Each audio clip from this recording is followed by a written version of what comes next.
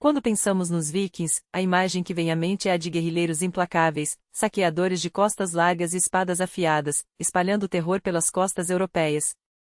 Mas a verdade é que, além da fama de brutamontes sedentos por batalha, esses escandinavos da era das sagas tinham uma relação surpreendentemente sofisticada com a comida, algo que desafia todos os estereótipos de uma dieta baseada apenas em carne crua e hidromel. Seus hábitos à mesa revelam um povo prático, inovador e, acima de tudo, com um paladar muito mais refinado do que se imagina. Vamos desvendar o que realmente enchia os pratos desses navegadores do norte. E, se você se interessa por curiosidades históricas como essa, não deixe de conferir até o final, tem uma novidade que pode te agradar. A base da alimentação viking era o peixe. Não qualquer peixe, mas uma variedade que ia desde salmões capturados em rios cristalinos até bacalhau pescado em águas geladas do Atlântico.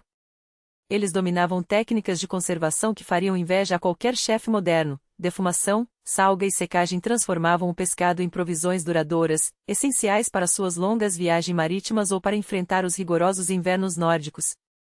A arenque, por exemplo, era tão comum em suas mesas que se tornou moeda de troca em rotas comerciais por toda a Europa.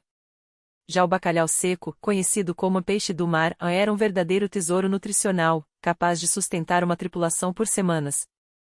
Mas não pense que eles viviam apenas do mar.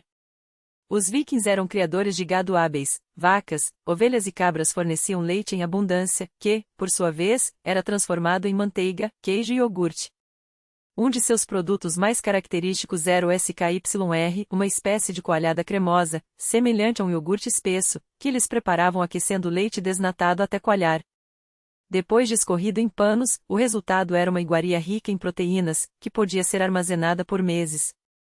E nada se perdia, a soro restante era usado para marinar legumes, conservar carnes ou até mesmo como bebida revitalizante.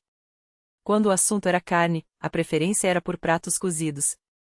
Caçadores traziam para casa veados, alces e, em raras ocasiões, até ursos, enquanto os agricultores criavam porcos, bois e cavalos. Estes últimos, aliás, eram consumidos sem restrições até que a Igreja Católica, no século VIII, proibiu a carne equina por sua associação a rituais pagãos em homenagem a Ode.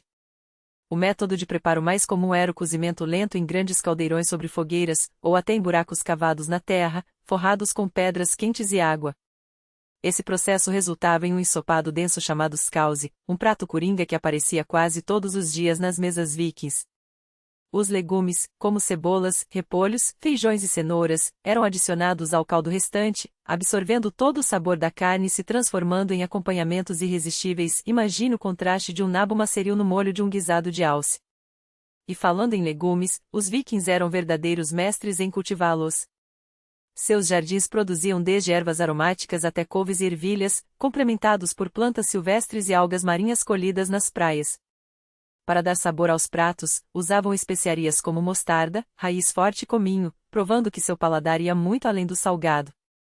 As frutas também tinham lugar de destaque. Maçãs, ameixas e bagas silvestres eram secas ao sol para serem consumidas no inverno, enquanto nozes, como avelãs e castanhas, eram trituradas para enriquecer pães ou extrair óleo. O pão. Esse era outro pilar da dieta viking. Feito com uma mistura de grãos como trigo, centeio, cevada e aveia, muitas vezes enriquecido com mel, sementes e até casca de árvore moída. Sim, você leu certo, era uma forma de adicionar fibras e nutrientes. O pão deles era denso, nutritivo e versátil. Assado em frigideira sob os caldeirões de skause, ele ficava crocante por fora e macio por dentro. Quando endurecia, não era jogado fora. Servia para amolecer no ensopado ou como base para uma nova fornada de pão azedo, feito com massa velha fermentada. A bebida também merece atenção. A água, muitas vezes contaminada, era evitada. No seu lugar, o ol, uma cerveja leve de baixa graduação alcoólica, era consumida até por crianças, acompanhando pratos salgados como peixe seco ou carne defumada. Nas celebrações, porém, a mesa ganhava hidromel, uma bebida doce e potente, reservada para festas e rituais. O mel, aliás, era um ingrediente valioso. Além de adoçar bebidas, era usado em pães, misturado a frutas frescas ou secas, ou até como cobertura para sobremesas simples. Os vikings comiam 2 refeições principais por dia. O dagmal, servido pela manhã, era frugal, sobras do jantar anterior, frutas e pão duro, muitas vezes acompanhados de uma papinha de cereais, como trigo sarraceno ou aveia, para as crianças. Já o natmal, a refeição noturna, era mais substancioso, com carne em abundância e a família reunida em torno da mesa. A variedade no cardápio dependia da estação e da região. Em lugares como a Groenlândia, por exemplo, focas e até morsas faziam parte do menu, enquanto em áreas agrícolas, aves domésticas e ovos eram mais comuns. Arqueólogos encontraram provas de que os vikings eram verdadeiros gourmets da sobrevivência. Análises de lixeiras e fossas sanitárias antigas revelam uma dieta surpreendentemente balanceada, rica em proteínas, fibras e nutrientes. Eles adaptavam seus hábitos conforme o ambiente, onde a terra era fértil, plantavam hortas e pomares, onde o mar dominava, a pesca ditava o cardápio.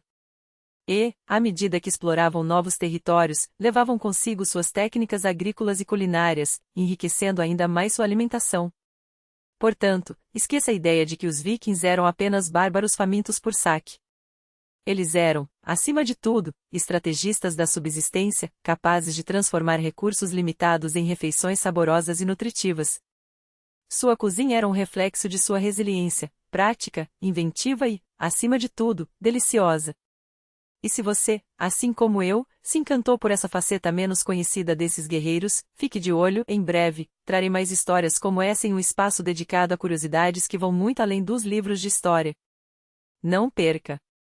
Mas não era apenas na simplicidade do cotidiano que a culinária viking brilhava, era nos grandes banquetes que ela revelava toda a sua grandiosidade. Imagine mesas de carvalho rústico, curvadas pelo peso de iguarias preparadas com esmero para celebrar colheitas, casamentos ou os sagrados festivais de inverno.